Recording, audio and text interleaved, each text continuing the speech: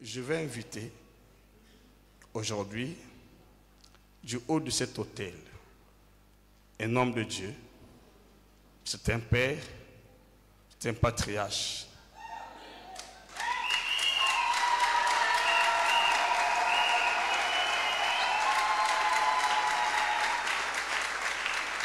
Il va certainement nous communiquer la pensée de Dieu pour la circonstance ou pour la journée d'aujourd'hui. Et c'est la personne que Dieu m'a mis à cœur pendant que je méditais sur comment organiser ces assises. Le Seigneur m'a dit, honorer les personnes que moi j'ai déjà honorées.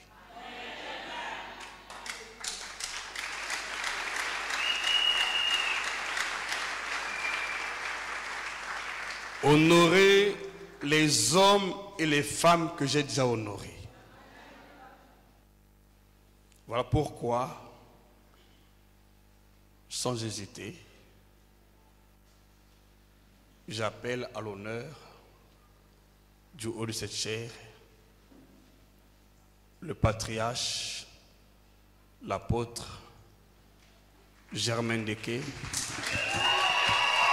Alors, sous un tonnerre d'applaudissements et vos ovations, nous accueillons ici le patriarche.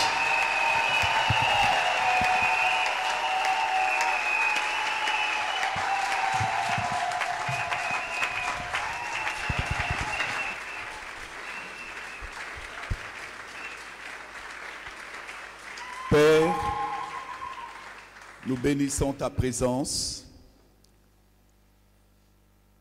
Si nous sommes là ici ce matin, c'est à cause de toi, de ton nom. Tu nous as sauvés, Seigneur, nous qui étions loin de toi, perdus, sans Dieu, sans espérance. Mais c'est toi qui nous as réconciliés avec Dieu le Père. Nous sommes tes enfants, nous sommes dans ta maison. Et ce matin, tous ensemble, nous glorifions ton nom. Et te bénissons, Seigneur, pour cette église qui nous accueille. Et prions, Seigneur, que ce conseil divin soit sous ton autorité et que ton seul nom soit élevé dans le nom de Jésus. Amen. Merci. Vous pouvez vous asseoir. Bien, bonjour à tous. Mais avant toute chose, je veux remercier le Seigneur Jésus qui a permis toute chose, parce que sans lui, on ne serait pas là ce matin. Donc je bénis son nom et je suis reconnaissant à ce Dieu-là qui nous a sauvés. Et ce matin aussi, je remercie le prophète Jules Gama et son épouse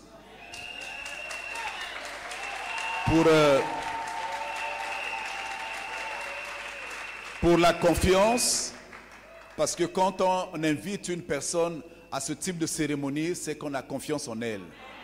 Et ça, c'est très important. Prophète, soyez bénis abondamment et que Dieu vous élève encore dans cette nation. En tout cas, merci beaucoup. Merci. Je salue aussi ici la présence d'un homme de Dieu, mon frère, le maréchal Miezi Antonio et son épouse.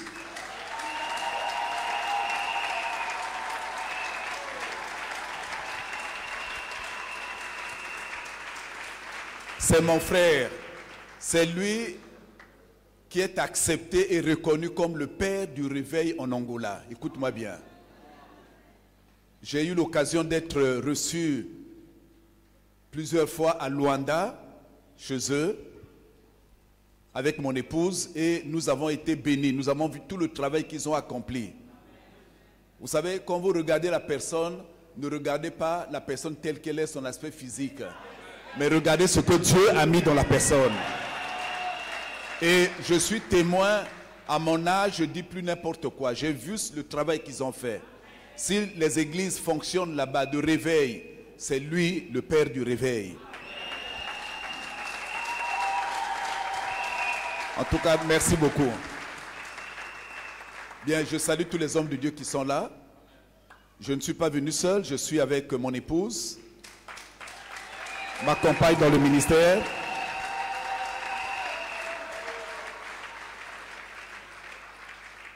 Merci, homme de Dieu, merci beaucoup. J'aurais voulu prendre toute la matinée pour moi. Non, c'est vrai, parce que le sujet que je vais aborder est très important. Vous voyez, quand j'écoutais le prophète parler, je dis, mais il a déjà commencé à entamer sur le leadership, sur l'autorité, ce que j'allais dire. Parce que ce que nous sommes en train de vivre, on est venu me mettre un bout de papier ici, on me dit, je termine à 11 h. Moi, je suis respectueux du temps, hein? Mais je suis obligé de comprimer. Nous sommes des hommes de Dieu. Je crois que ce texte, tu l'as déjà lu. Mais je veux être rapide, mais précis. Il y a des choses sur lesquelles je vais passer, j'espère que tu connais. Et vous savez que nous souffrons dans l'Église aujourd'hui des problèmes d'autorité. Des problèmes sur l'élévation, des problèmes sur les grâces.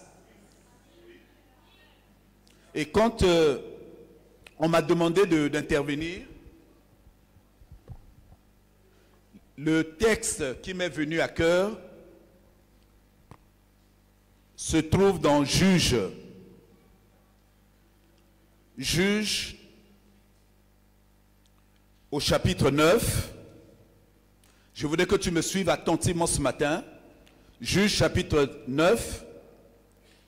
Nous lirons à partir du verset 6. Je crois que nous comprenons tout le contexte. Chez toi, tu pourras commencer à lire à partir du verset 1er, mais nous commençons à partir du verset 6 jusqu'au verset 24.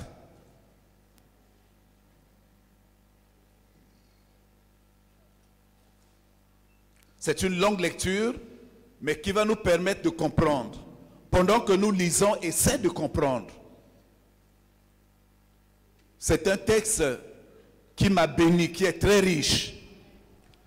Juge, si tu n'as pas de Bible, écoute simplement. Mais c'est dommage pour une conférence de serviteurs que tu viennes sans Bible. Le verset 6 dit ceci. Est-ce que par respect pour la parole de Dieu, on ne peut pas se lever? Par respect simplement pour cette parole-là. S'il vous plaît. Parce que la parole de Dieu est souveraine. Le verset 6 dit ceci. Tous les habitants de Sichem et toute la maison de Milo se rassemblèrent. Ils vinrent et proclamèrent roi Abimelech près du chêne planté dans Sichem. Jotham en fut informé. Il alla se placer sur le sommet de la montagne de Garizim. Et voici ce qu'il leur cria à haute voix. Écoutez-moi, habitants de Sichem, et que Dieu vous écoute. Les arbres partirent pour aller oindre un roi et le mettre à leur tête. Ils dirent à l'olivier, règne sur nous. Mais l'olivier leur répondit, renoncerai-je à mon huile qui m'assure les hommages de Dieu et les hommes pour aller planer sur les arbres? Verset 10. Et les arbres dirent au figuier, viens, règne sur nous. Mais le figuier leur répondit, renoncerai-je à ma douceur et à mon excellent fruit pour aller planer sur les arbres? Et les arbres dirent à la vigne, viens, toi règne sur nous.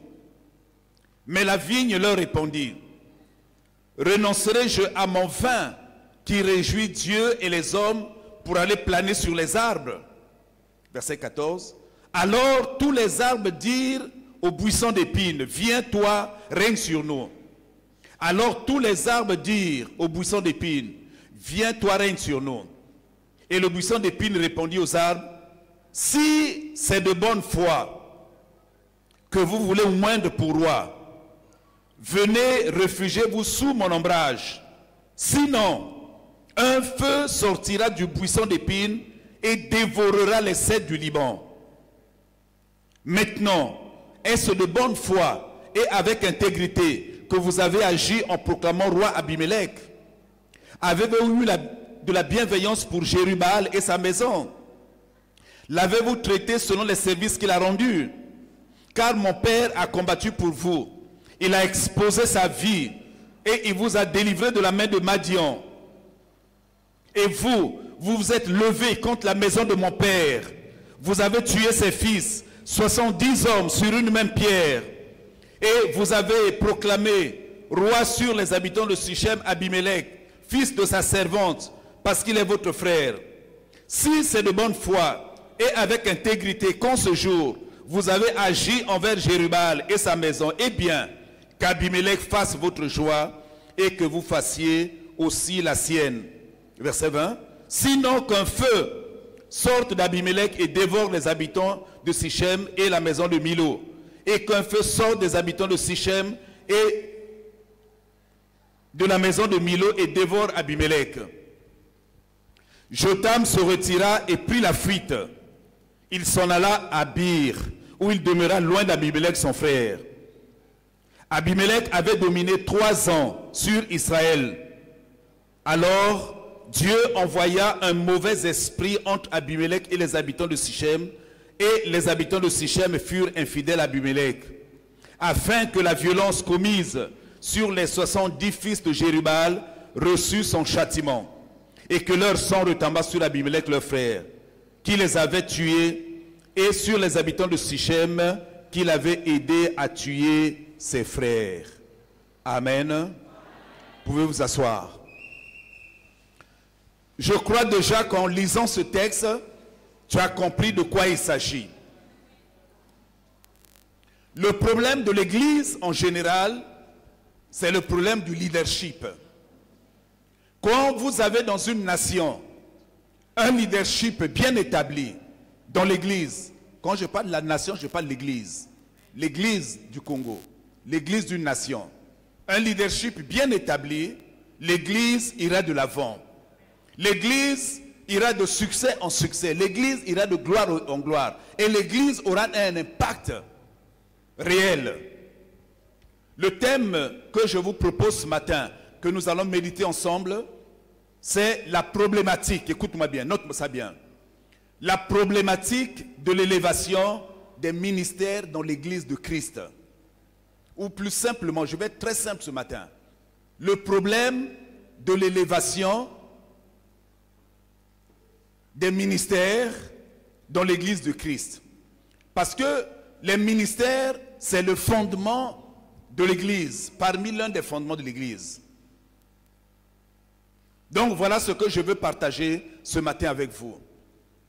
Amen. Bien, je voudrais que tu me suives attentivement pour que je reste dans les temps. Si tu ne me suis pas, je vais déborder. Parce que je vais répéter les mêmes choses jusqu'à ce que tu comprennes. Ce que je dis est important. Et en lisant ce texte, vraiment, Dieu me parle encore ce matin sur l'autorité.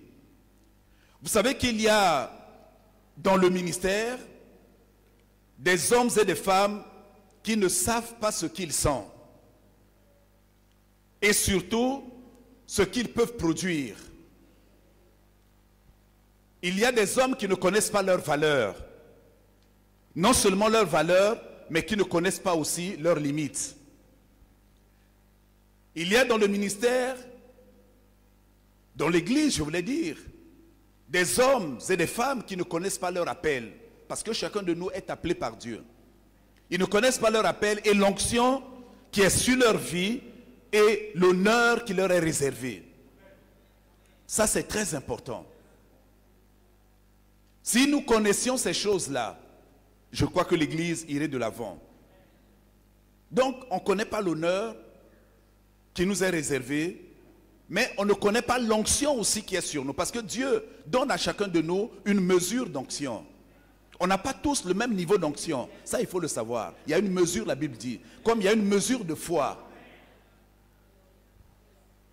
Alors nous constatons dans la vie, dans l'Église, aujourd'hui, qu'il y a 3 types de ministères.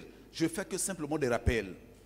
Il y a des ministères, il y a des personnes que Dieu a appelées, qu'il a oint, qu'il a qualifiées,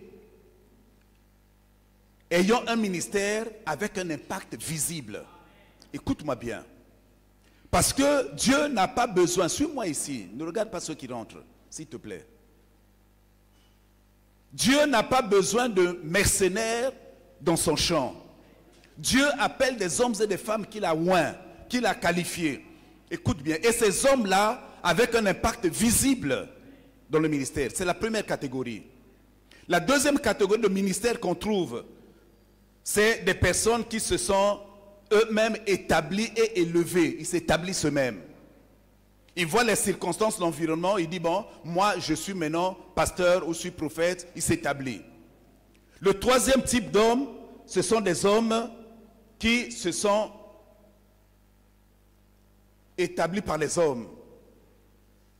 Donc deuxième catégorie, ceux qui s'établissent eux-mêmes, ceux qui s'autoproclament eux-mêmes. Troisième catégorie, ce sont ceux que les hommes ont établis. Les hommes disent, bon, puisque nous sommes là, il n'y a personne pour nous conduire, nous choisissons un tel, c'est toi qui vas nous conduire. Parmi ces trois catégories-là, les deux derniers groupes posent beaucoup de problèmes dans le fonctionnement dans l'Église aujourd'hui, les deux derniers. Ça veut dire ceux que les hommes ont établis et ceux qui se sont établis eux-mêmes. Parce qu'un homme que Dieu a appelé, oint et qualifié, ne posera pas de problème à l'Église. Mais quels sont les problèmes que vont poser les deux derniers groupes, tels que les divisions? Parce qu'ils ne comprennent pas le fonctionnement de l'Église. Quels sont les problèmes? Les rébellions, les jalousies, le manque de reconnaissance des grâces, les luttes et aussi les fausses doctrines. Et qu'est-ce que nous voyons dans tout cela? La conséquence, c'est la faiblesse de l'Église et l'absence d'un leadership biblique. Alors, je voudrais que nous puissions revenir un peu à notre texte. Et là, je voudrais partager avec vous les notes de ma méditation. Ici, nous avons une parabole qu'on pourrait intituler la parabole de l'élévation. Parce que ici, Dieu nous parle en parabole. Ce texte-là, c'est une parabole. Et j'ai vu que dans ce parabole, il y a trois mots. Il y a un mot qui est important, qui est répété 3 fois. Dans le verset 9, le verset 11, le verset 13. Où il est parlé de planer, planer. Planer, c'est-à-dire s'élever. Il dit, je vais planer, donc s'élever.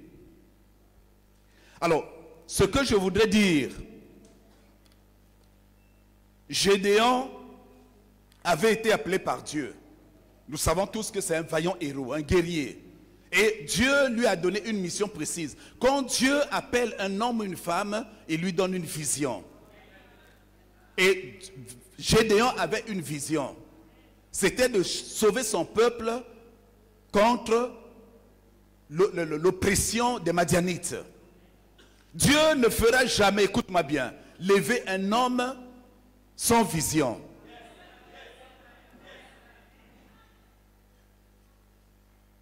Tu peux avoir un appel, mais sans vision. Ah là je te dérange. Je fais une parenthèse pour dire, quelqu'un m'a dit, mais il faut faire attention à ce que tu dis, tu blesses souvent les autres. Vous savez, il y a des gens qui aiment les proclamations, ils aiment caresser. Moi, je suis au niveau de la parole. Si nous ne touchons pas à certaines choses, l'Église n'avancera pas. Les choses de Dieu sont saintes. Vous savez, aujourd'hui, nous avons désacralisé beaucoup de choses. Et il y a une confusion. Il y a une confusion. Tu peux avoir reçu un appel, mais sans vision, et tu travailles sous la vision de celui que Dieu a appelé. Est-ce que tu me suis bien? Donc Dieu avait appelé Gédéon avec une vision. Et voilà, Gédéon a terminé sa mission, il est mort. Toute chose a une fin. Voyez, quand je vois ça, je pense à l'Église. Une personne qui a conduit l'Église a reçu une vision, il a achevé sa vision, il meurt. C'est pour ça que je fais une parenthèse pour dire ceci. Chers serviteurs, nous qui conduisons les églises à un moment donné, il faut penser à la succession. Il faut penser à passer le relais. À un moment donné, on prépare cela. Parce que nous ne sommes pas éternels sur la terre. Et souvent, quand nous partons, les choses mauvaises se passent derrière. Parce que l'église n'a pas été préparée. Donc, Gédéon est parti. Et voilà que l'un des fils, Jotham, plutôt l'un des fils Abimelech, veut maintenant prendre la succession. Veut lui-même, il s'autoproclame roi maintenant. Il veut diriger les choses. Vous voyez, souvent quand il y a un vide, les gens se lèvent. La nature a horreur du vide. Donc lui dit, il veut maintenant se faire roi. Qu'est-ce qu'il va faire? Il voit que les conditions sont difficiles. Parce que lui, il est né d'une femme de Sichem, donc d'une servante. Et Gédéon avait plusieurs fils, plusieurs enfants. Et lui, il est parmi l'un de ces enfants-là. Et il a eu l'audace.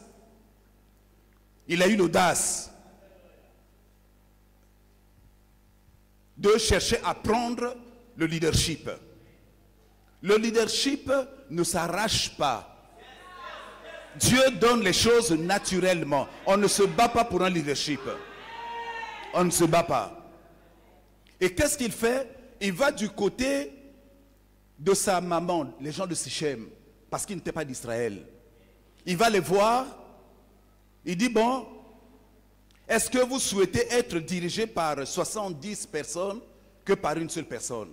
Alors il a commencé à dire, je passe rapidement, commencé à dire beaucoup de choses. Ses frères ont accepté. Il a dit, non, nous refusons, nous préférons une seule personne.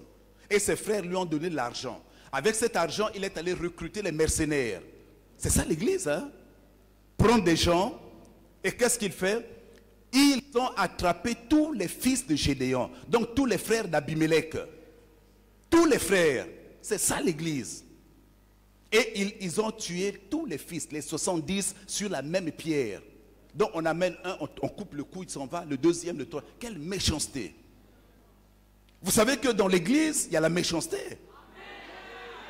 À sacrifier, on peut ne pas tuer comme ça, mais on peut, nos armes sont souvent méchantes. Les mauvaises paroles, la calomnie, la médisance peuvent tuer un ministère, peuvent tuer une personne, peuvent faire que la personne perde son influence. Donc voilà, on amène les 70 fils qu'on tue. Et maintenant, qu'est-ce qu'il fait? Il s'autoproclame maintenant roi. Puisqu'il n'y avait plus personne. Mais pendant qu'on sacrifiait les 110, il y a un seul qui a réussi à s'enfuir. C'est Jotham, l'un des fils de Gédéon, son frère. Il a fui. Vous voyez, Dieu fait toujours comme cela. Hein? Il y a toujours des témoins. Et quand il fuit maintenant, Dieu l'inspire et il va sur une haute montagne, là où étaient tous les gens, et Dieu lui donne cette parabole. Cette parabole maintenant qui nous sert d'enseignement. Et sur cette parabole-là que je m'appuie, j'ai regardé, j'ai dit, mais c'est la vie de l'église. C'était valable à l'époque de Gédéon, c'est valable aussi à notre époque aujourd'hui. Donc ici, Jotham me parle en parabole.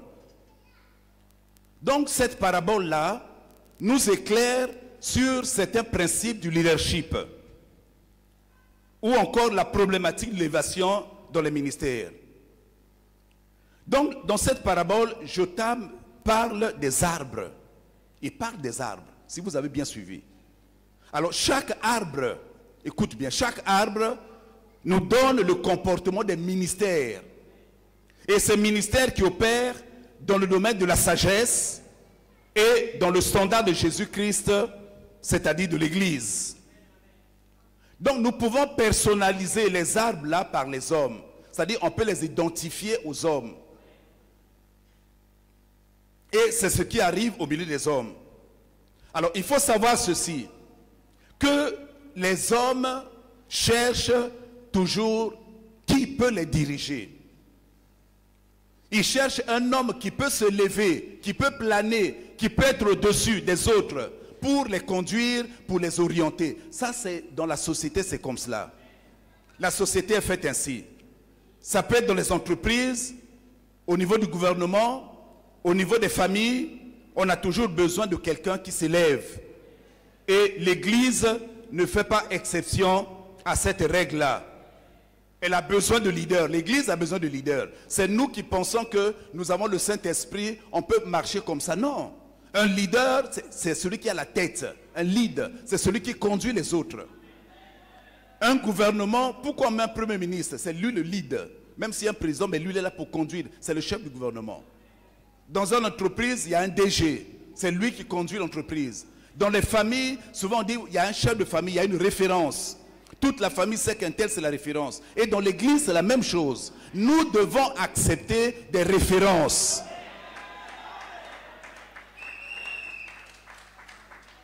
Et ça, c'est le problème de nos églises de réveil. Vous voyez? Vous n'allez pas voir ce problème chez les catholiques ou chez les protestants. Ah oui, ils respectent l'autorité. Notre problème, notre faiblesse, c'est accepter la structure, accepter une autorité. Même si elle est légale. Alors, la problématique ou le problème est où? C'est que dans la parabole, il y a des arbres qui refusent d'être à la tête des autres. Relis bien ce texte à la maison chez toi. Donc, les arbres décident de vouloir placer un roi à leur tête. Mais il y a des arbres qui refusent maintenant d'être à la tête des autres. Mais qu'est-ce qui se passe?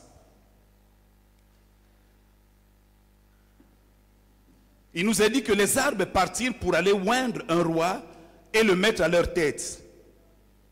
Ils dirent à l'olivier. Donc à l'olivier, c'est un arbre. Donc le premier arbre qu'ils consultent, c'est l'olivier. Qu'est-ce qu'ils vont dire? Règne sur nous. Donc sois au-dessus de nous. Écoutez la réponse de l'olivier. Mais l'olivier leur répondit, renoncerai-je à mon huile qui m'assure les hommages de Dieu et les hommes pour aller planer sur les arbres?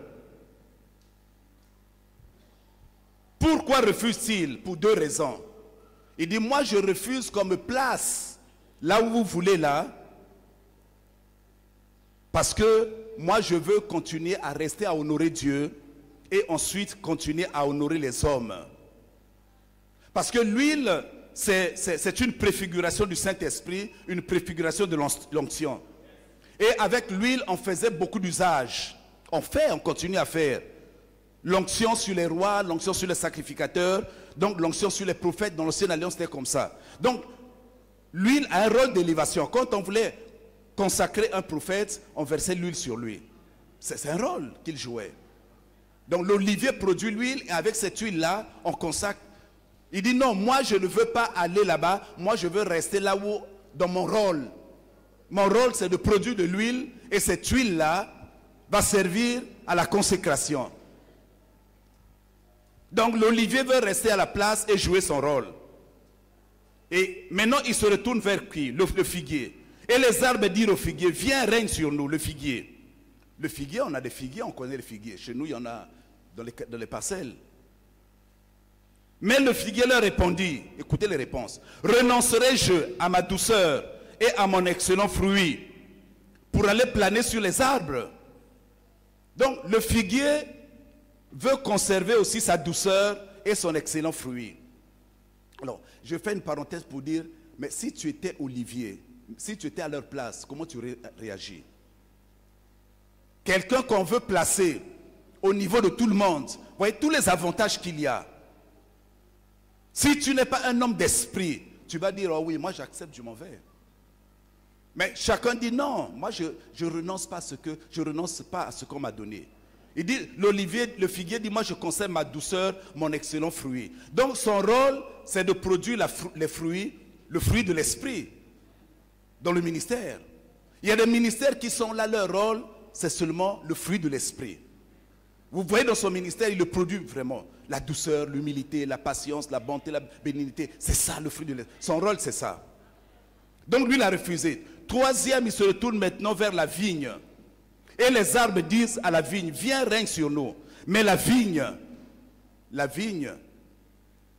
C'est avec ça qu'on obtient les raisins, et avec les raisins, on presse, on obtient le vin. Et la vigne leur répondit, renoncerai-je à mon vin qui réjouit Dieu et les hommes pour aller planer sur les arbres? Donc, la vigne veut conserver son vin. Il dit, non, moi je reste là, à ma place. Et le dernier qu'ils vont consulter, écoutez bien, c'est ça qui nous intéresse maintenant, et c'est passionnant. Et tous les arbres, verset 14, dire aux buissons d'épines, les épines, un buisson d'épines. Vous voyez, quand vous allez dans les savanes, vous voyez un buisson d'épines. Les épines, ce n'est pas souvent grand, hein, c'est souvent tout petit. Ça nous pique tout petit.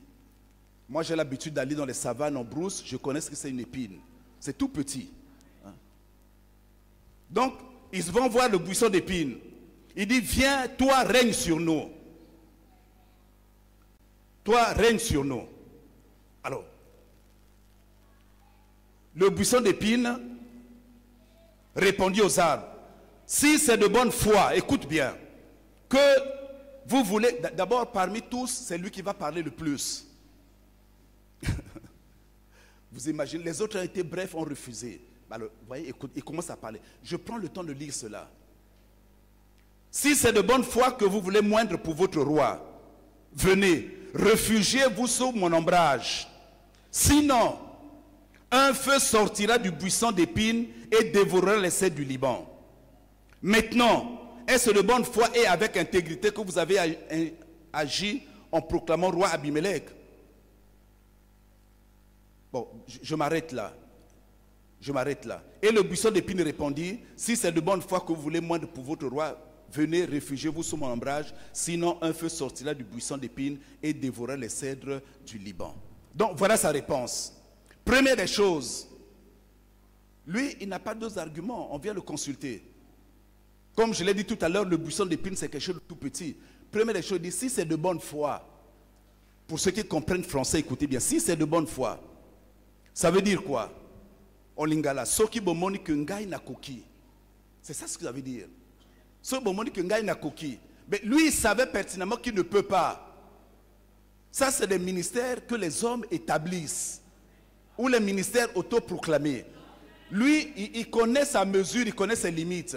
Il dit, mais si c'est de bonne foi, soki bomoni que ngai na koki.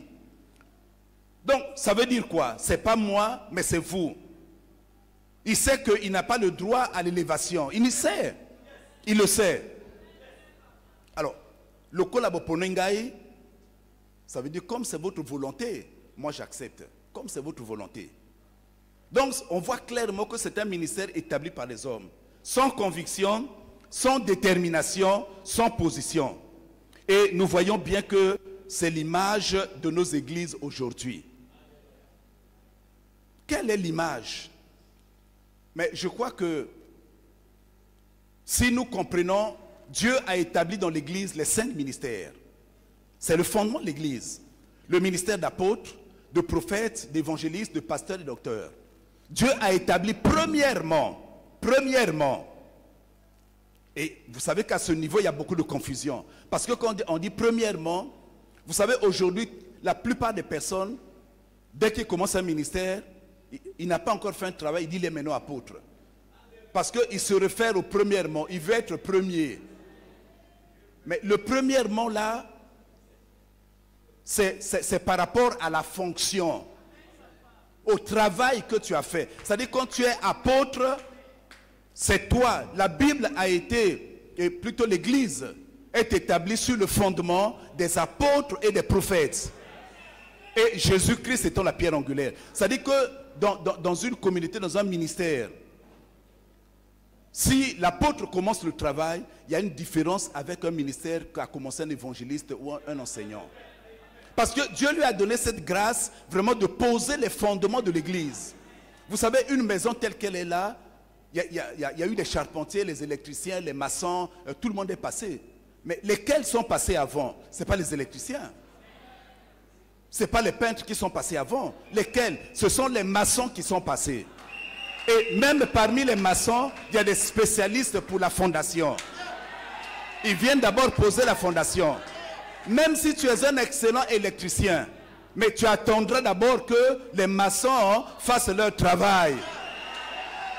Et Tu ne peux pas, toi, électricien, venir prendre la place du maçon pour dire, moi, je vais faire. Ah ben vous savez, il y a des gens qui ont l'audace comme cela. Moi, je connais un homme, je plaisantais avec lui, je dis, tu connais combien de métiers? Lui me dit 12 métiers. Je dis, oh! Il dit, moi, je suis électricien, maçon, ferrailleur, et il commençait à citer. Mais en réalité, dans tout ça, on ne connaît qu'un vrai métier. Et le reste, là, c'est dans le chantier, on travaille avec les autres, on commence à bricoler. Donc, si quelqu'un est un bon maçon, qui sait poser la fondation, respectons-le. Parce que sans lui, la maison ne pourra pas s'élever. Et ça, c'est le rôle de l'apôtre. C'était valable au temps de Christ, c'est valable aujourd'hui. C'est ça le ministère apostolique. C'est pour cela qu'ayant des ministères, il faut toujours que les ministères travaillent en équipe. Il faut toujours le regard d'un ministère apostolique sur votre ministère. Est-ce que la fondation a été bien posée? Et ensuite, le prophète viendra regarder si ce qui est fait est conforme à la vision. Ensuite, l'évangéliste viendra maintenant gagner les âmes. Et le pasteur viendra maintenant pour faire asseoir les âmes gagnées. Et le docteur viendra maintenant pour nourrir, donner la parole. Donc, dans l'église, écoute-moi bien, comprends-moi bien. Dans l'église, chacun a sa place. On ne se donne pas des titres pour se donner, pour se faire plaisir. Mais c'est quelque chose qu'on reçoit. Quand on dit prophète, c'est un prophète. On dit un apôtre, ça pèse, c'est un mot qui pèse. Ce n'est pas pour la décoration, tu es vraiment apôtre. On dit évangéliste. Vous savez, il y a certains qui croient qu'évangéliste, c'est celui qui porte le sac du pasteur. Ou c'est le petit frère du pasteur, c'est le commissionnaire. Non, c'est un ministère à part entière. Dans le corps. Et qui fait un travail important. Vous voyez? Je suis apôtre, mais j'apprécie le travail des évangélistes. Je peux aller poser les fondations d'une œuvre, mais il faut des âmes maintenant. Mais qui va gagner les âmes? C'est l'évangéliste. Vous voyez? Donc, les ministères sont complémentaires. Il n'y a pas un plus grand ministère que les autres. Quand on dit premièrement, ça ne veut pas dire qu'il est le plus grand de tous. L'apôtre n'est pas le plus grand. Oh, tu ne m'as pas compris là. L'apôtre n'est pas le plus grand parce qu'on a dit premièrement. Non, premièrement c'est dans le travail. Écris ça très bien, garde ça. C'est la fonction qui fait qu'il soit en premier.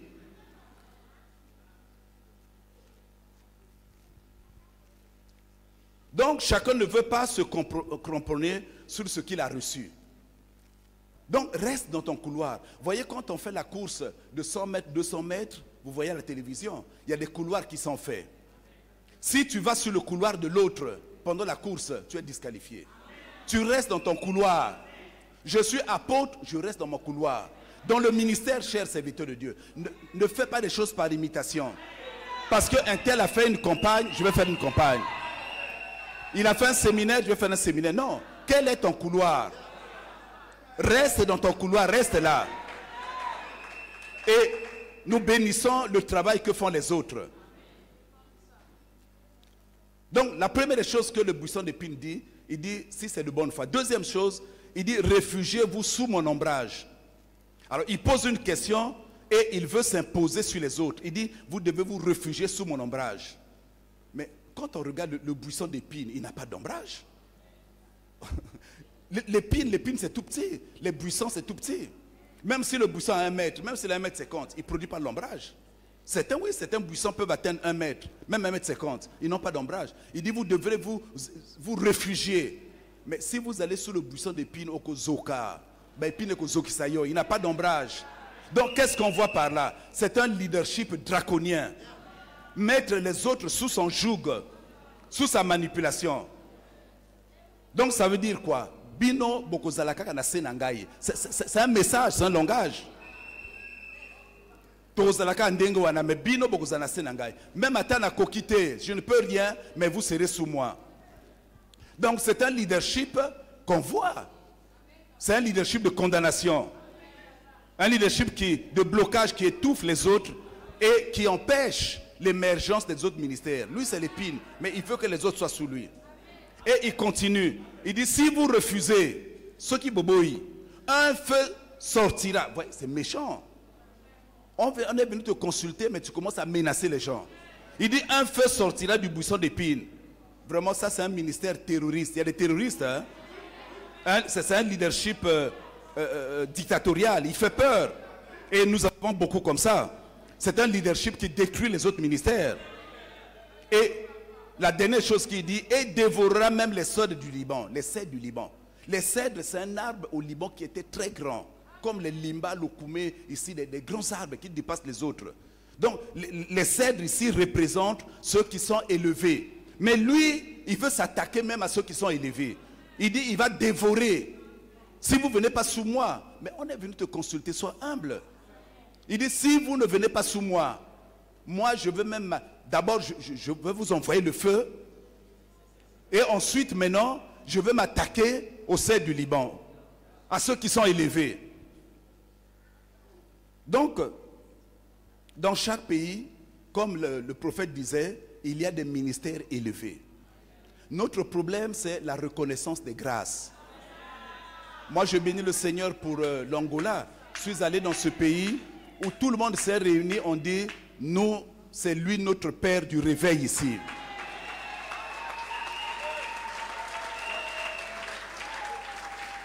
Et chaque fois que je vais à Luanda, mon épouse et moi, on est avec lui. Il va nous faire manger au resto, il nous accompagne, ainsi de suite.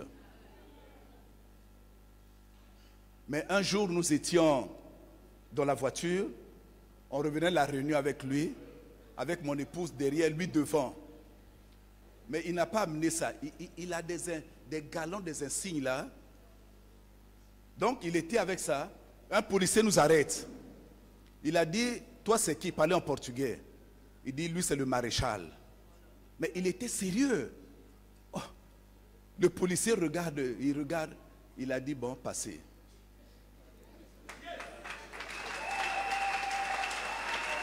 Mais vous savez, et mon épouse me dit, mais papa, où est-ce que tu trouves tous ces trucs-là? Il dit, oh, mais ça se vend partout, je prends. Il dit, ça me permet même, quand j'ai ma canne, j'ai tout ce que je mets sur moi, ça me permet même d'aller sur le tarmac dans l'avion. Vous voyez? Nous, on n'a pas regardé l'accessoire qui était sur lui. Mais derrière cela, il y a une onction, il y a une autorité, il y a une puissance, il y a une élévation. Quand il a parlé, le policier a obéi. Il dit partez.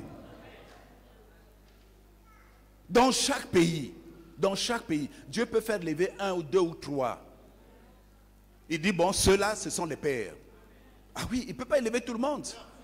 Et il faut les accepter comme tels. Vous êtes obligés. Et reconnaître leur grâce. Si tu ne reconnais pas en tant que ministre de Dieu la grâce des autres, ta grâce ne sera pas reconnue.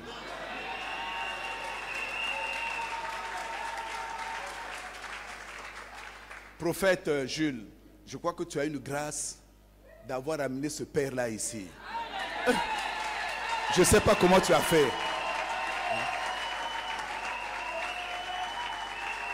Nous étions à la conférence à Luanda. Je commençais à prêcher, il est arrivé. J'ai vu toute la salle bouger. Igbe. Tout le monde s'ajoute. Oh, ça c'est qui c'est? Vous prêchez, quelqu'un rentre, toute la salle bouge. Vous ne réalisez pas ici, comme vous le voyez, vous êtes assis là. Je dis, tout le monde a bougé. J'ai dit, mais c'est qui? Ouais. Et le dernier jour, pendant que je priais, lui qui est le père d'une église, de l'église de Luanda, le dernier jour, il se lève, il vient se mettre à genoux devant moi pour que je prie pour lui.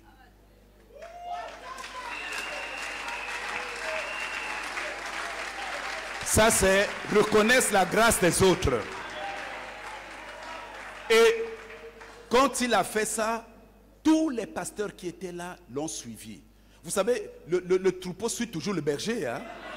Ah, ils ont eu confiance. Comme il est allé, nous allons. Les pasteurs venaient, maintenant je commençais à prier pour eux. Après, à cette époque-là, je ne le connaissais pas. J'ai demandé à celui qui m'avait amené à Luanda, mais lui c'est qui? Il a commencé à m'expliquer. Il dit, c'est lui le père. Je dis, j'ai compris. L'église là-bas a compris l'autorité. Vous savez, merci beaucoup, Maréchal, tu peux t'asseoir. Le problème qu'il y a chez nous, il faut qu'on mette le doigt sur cette plaie-là.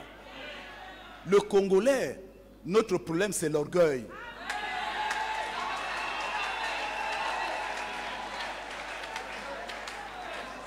Toza n'a rien, on n'a rien, mais on est orgueilleux.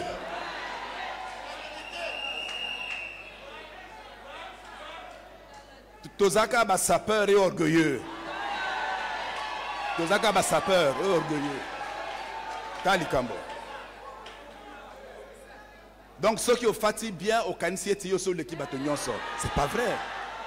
Mais qu'est-ce qui est en toi? Quelle est la matière qui est en toi?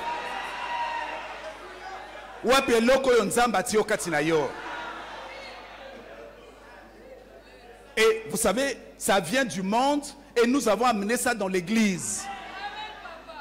Ah bon, on va commencer à faire cela, donc on commence à adorer quelqu'un. On n'adore pas.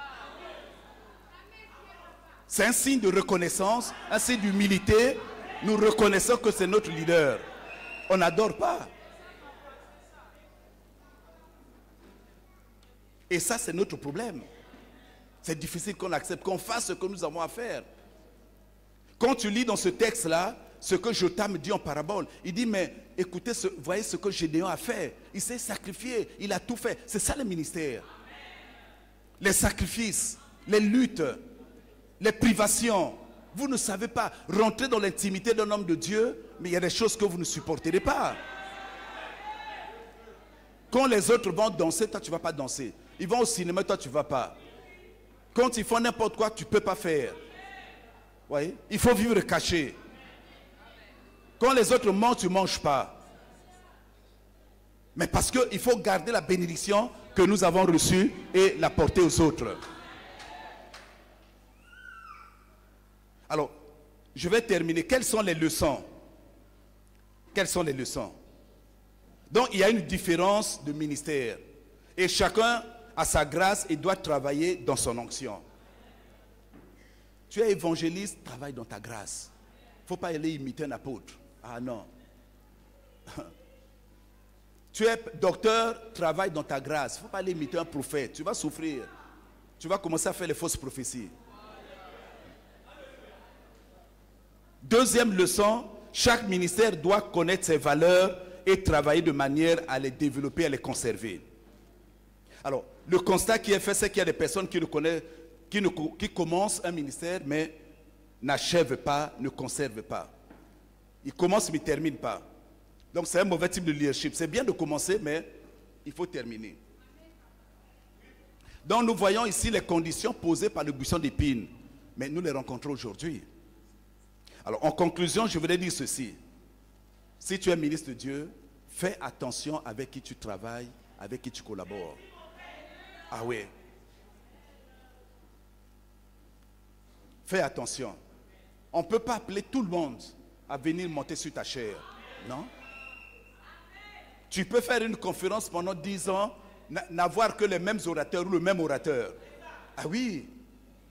Parce que, vous savez, le fait même d'être debout ici, tout ce que je vous ai dit là, c'est une semence. Hein? Ah. La semence peut être bonne ou elle peut être mauvaise. Mais si elle est mauvaise, mais elle restera dans l'église. Et un jour, elle va germer et commencer à faire des dégâts. C'est pour ça qu'on ne donne pas la chair à n'importe qui. Donc, s'il y a un ministère de type buisson d'épines, mais qu'est-ce qu'il faut faire? Il faut l'isoler. Sinon, il va empoisonner, détruire le vrai leadership. Ah oui. Il va détruire. Moi, je l'ai connu dans mon ministère. Hein. Vous ici encore, maintenant, vous êtes bien. Vous venez, le chemin a été balisé. Peut-être ceux qui savent, c'est pas l'orgueil. Hein. Au Congo, ici, le premier à bâtir une église et à dédicacer, église de réveil, c'est moi. Le premier.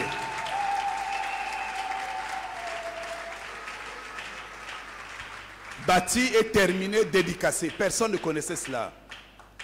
Mais qu'est-ce qu'il y a eu? Qu'est-ce qu'il y a eu? L'empoisonnement.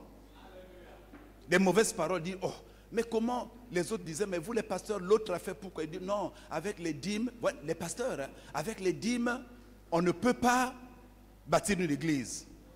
Donc lui, il est dans une maison, il est dans une loge. Vous voyez, nous prions, vous voyez ce type de leadership là? Nous prions, mais nous croyons que Satan est plus fort que Dieu. Mais lui, il dit que l'or et l'argent lui appartiennent. L'or et l'argent lui appartiennent. Et Dieu fait grâce. J'ai vu le miracle financier de Dieu. Au moment où on ne s'y attendait pas. Et je continue à voir cela. Si Dieu me permet un jour, je vous raconterai. Dieu, c'est un Dieu de miracles. J'ai vu les gens amener du ciment, je ne les connaissais pas. Du sable, je ne les connaissais pas. Ah oui. Et vous savez qu'à un moment donné, ça a bloqué notre église. Après moi, qui allait construire? Parce que si je construis, on te taxe de... Je ne cite pas ce nom-là. Parce que le nom des ennemis, on ne les cite pas. Hein. Vous savez de qui je parle. Il dit donc, tu es maintenant dans cette religion-là. Et ça a bloqué l'église. Donc ça empoisonne. Ça, c'est un mauvais leadership qui empoisonne. S'il y a ce type de leadership buisson d'épines, il faut les écarter. Il vient dans votre église, ne l'acceptez pas. Parce qu'il va détruire l'église. Je vais terminer. Vraiment, je suis dans les temps. Je suis encore dans les temps.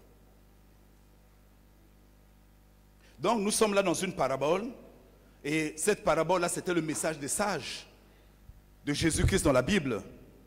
Et nous sommes pleinement dans une tradition de sagesse divine. Et cette tradition qui veut que chaque ministère connaisse ses valeurs et travaille pour les conserver jusqu'à la fin. Je veux que, avec la permission du prophète, que nous ayons des temps de prière. Vous voyez, je suis allé très vite. J'aurais pu rester longtemps et parler de cela, mais je crois que tu as compris. Quand Dieu élève quelqu'un, moi j'ai maintenant appris ça. Si Dieu élève quelqu'un, je vais le voir, je le bénis. Et si tu le bénis, Dieu te bénira aussi. Je ne peux pas être jaloux, j'accepte la grâce. La grâce et la faveur, c'est un bienfait que Dieu met sur quelqu'un. J'accepte cela. Parce qu'on n'est pas identique. On n'est pas identique. Dieu, ça, vous savez, l'histoire d'un ministère, ça relève de la souveraineté de Dieu. Dieu fait grâce à qui il veut. Tu vas commencer à te faire créer des problèmes. Ah oui, pourquoi lui, pourquoi... Mais tu t'attaques à Dieu. Je crois qu'aujourd'hui, l'église du Congo a besoin de bien s'asseoir. Et c'est notre rôle, en tant qu'apôtres et les prophètes, de poser le fondement, de bien le poser. De bien le poser. Et dire les choses telles qu'elles sont. Ah oui. Refusons, acceptons les enseignements. Refusons les enseignements de proclamation, rien que ça. Ça flatte. Au stade où nous sommes là, on n'a pas besoin de proclamation, on a besoin de poser les fondements. Je sais que ça fait toujours mal, mais on en a besoin. Quand on a une plaie, il faut la traiter. Tu ne vas pas chatouiller la plaie, la caresser, non, il faut la traiter. Et quand vous traitez une plaie, il y a le sang qui sort, ça fait mal. Après, vous allez te guérir. Et notre église en a besoin. Moi, j'aime l'église du Congo. Ah oui, Dieu nous a fait grâce. On ne se rend pas compte. Souvent, on croit que ce qui vient de l'extérieur est plus grand. Dans cette nation, Dieu nous a accordé toutes les grâces. Quelquefois, j'écoute un tel prêcher, je dis, mais tiens, mais lui-même, il ne sait pas. Il est allé s'embrouiller dans une appellation, je ne sais pas comment. Je dis, mais lui, c'est un docteur. Pour qu'il se fait appeler par, je ne sais pas par quoi. C'est un docteur. Quelle grâce. Quelle grâce. Il y a des gens, parfois, qui n'ont rien. Mais comme les hommes l'ont établi, vous savez, quand on établit, on honore bizarrement. Hein? Ah oui. Ici, dans cette nation, nous avons toutes les grâces. On a des bons évangélistes. Si nous sommes unanimes, qui peuvent faire des campagnes pour l'église. Et on répartit les âmes dans les églises. Je ne veux pas flatter le prophète, je vais terminer. Mais tu es un prophète de Dieu.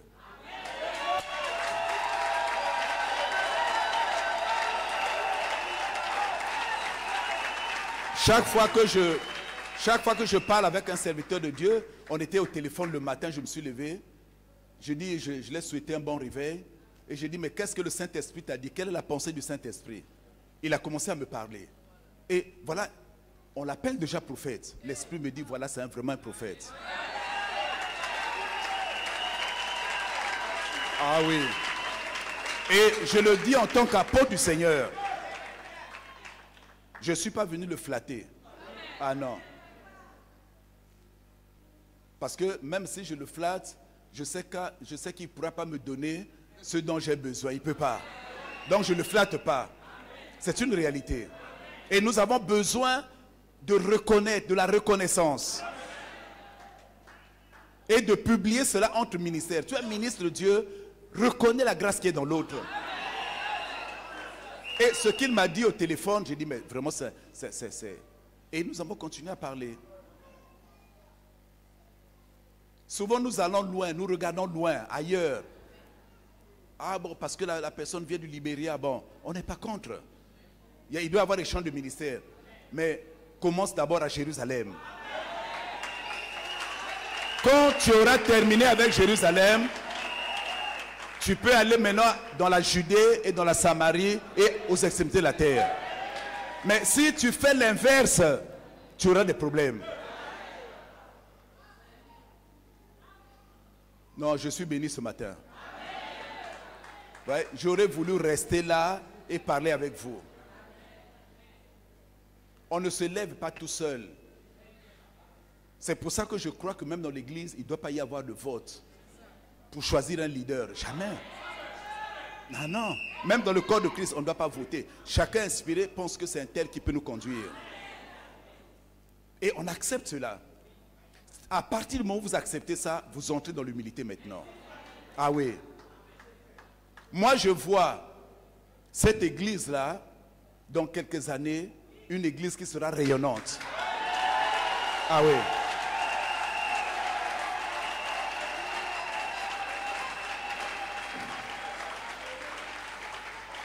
Prophète Jules Gama, tu es jeune, tu as encore de l'avenir. Nous avons déjà fait notre temps. Hein? Nous, on est là en train de préparer le relais. Donc, tu as un travail à faire. Beaucoup de sérieux. Beaucoup de discipline. Ça fait plusieurs fois que j'interviens déjà ici. J'ai été étonné par la discipline. Ah oui. À l'heure, tout le monde était déjà là. J'ai été étonné par la libéralité. Parce que pour faire ça, mais vraiment, il faut aimer son serviteur. Ah oui. Ah oui. Bâtir un édifice comme celui-là, ce n'est pas 1 million, ce n'est pas 2 millions. Ceux qui ont construit savent ce que c'est. Nous sommes... Oh, je commence à prêcher comme si c'était la dédicace. Je vais m'arrêter là. Sois béni, homme de Dieu. Merci beaucoup. Est-ce qu'on peut se lever? On peut se lever, je vais terminer.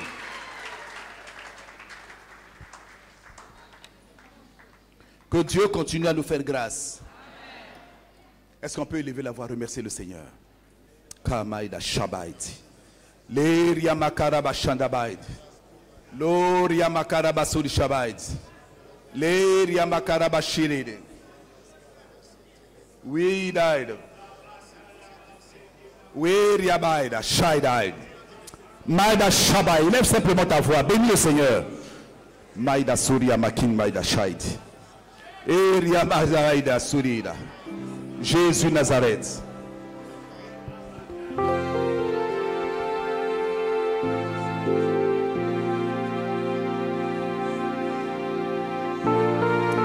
Tu n'as pas encore élevé la voix, tu n'as pas encore prié. Prie jusqu'à ce que tu sentes que le Saint-Esprit vient sur ta vie maintenant. Aïmina Shaidait. Que ce matin il verse une huile fraîche sur toi. Une onction fraîche. Une grâce excellente. Un renouvellement du Saint-Esprit. Voilà, vas-y maintenant, monte maintenant. Soria makaraba shandabai beri beri bai. Soria makaraba shandabai beri beri bai. Soria makaraba shandabai beri beri bai. Voilà, vas-y, vas-y maintenant. Que le ciel s'ouvre sur toi maintenant. Oh, oh, oh, alléluia. Oh, Jésus Nazareth. Que ta main de puissance, que ta main de bénédiction, Maïda Shai,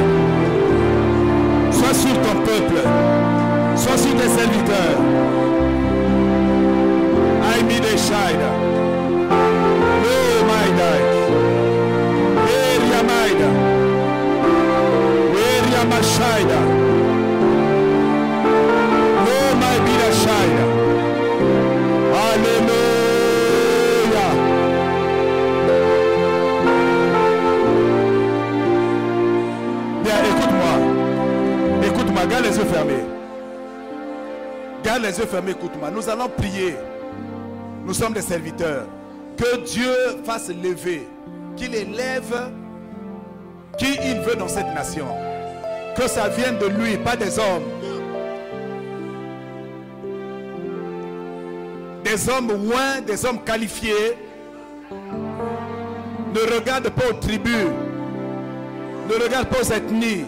Dieu choisit qui il veut. Qu'il soit instruit ou pas. Que Dieu commence à le faire dans cette nation. Élevons la voix et prions. Alléluia. Tu établis tes serviteurs, Seigneur.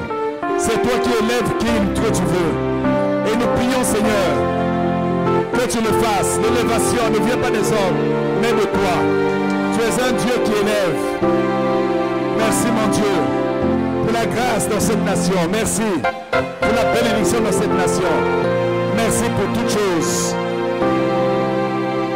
À toi soit la gloire, la louange.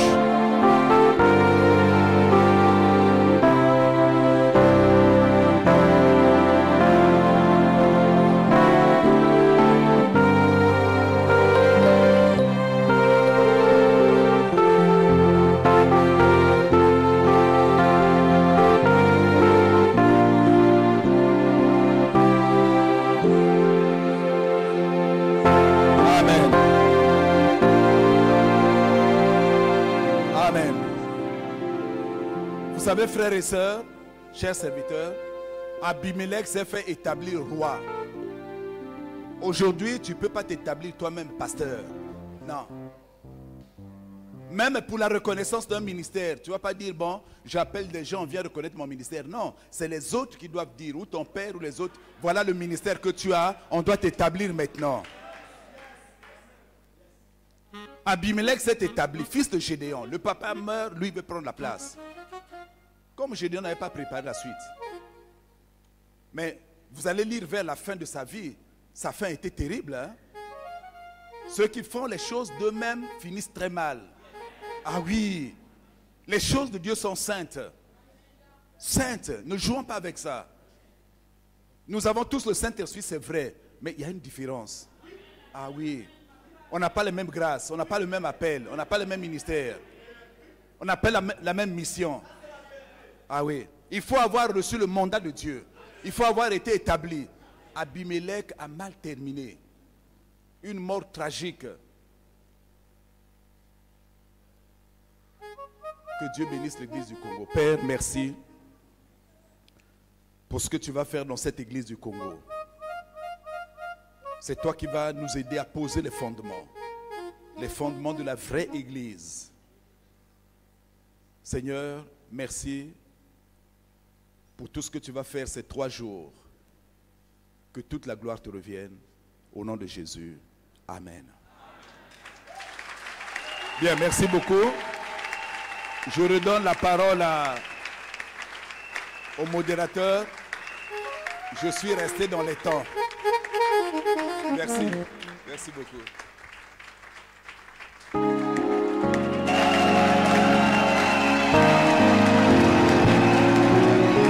Est-ce qu'on peut pousser les cris de joie?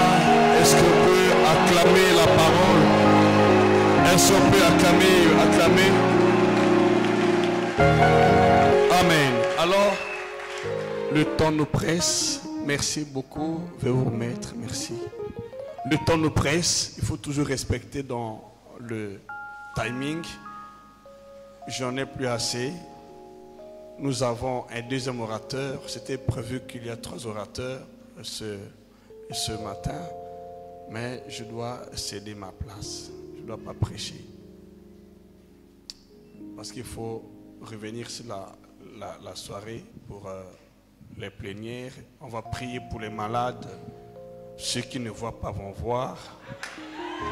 Ceux qui n'entendent pas vont entendre. Ceux qui ne marchent pas vont marcher. Jésus-Christ est le même hier, aujourd'hui et... Alors si nous le servons, on doit avoir les mêmes impacts qui étaient hier, qui vont continuer éternellement. Alors, pour ne pas perdre le temps, je vais d'abord remercier le Seigneur pour l'intervention de papa. L'apôtre Ndeke, le patriarche, est parmi les pères dans cette nation. Parmi les pères, le premier qui a reconnu mon ministère. Et c'est aussi lui qui m'a invité à prêcher dans leur assemblée. C'est ce qui nous manque en majeure partie. Et j'ai retenu quelque chose, une leçon, parce que nous étions tous dans la foulée. On croyait que lorsqu'on parle des apôtres en première position, des prophètes, tout le monde avait cette pensée erronée. Mais j'ai compris une fois de plus aujourd'hui que le premier, c'est le fait que tu occupes une fonction de poser le fondement. Et le prophète vient, c'est celui après le fondement, il faut celui qui édifie. Le prophète vient édifier. Et si vous avez fini d'édifier tel que nous avons édifié, mais il faut les inviter. Mais celui qui amène les invités s'appelle l'évangéliste. Voilà, c'est très parfait, c'est authentique. Et quand l'évangéliste a fini d'appeler les invités, mais il faut nourrir, il faut faire manger. Donc c'est le pasteur qui conduit vers le pâturage. Et le docteur, il vient prendre en fait, il apporte donc le produit fini. Il vous fait manger correctement ce que vous n'avez pas pu ingurgiter. Il prend ça dans les moindres détails et vous communique. Il vous fait asseoir. Merci papa une fois de plus pour la journée aujourd'hui. Et on peut acclamer une fois de plus. Merci beaucoup.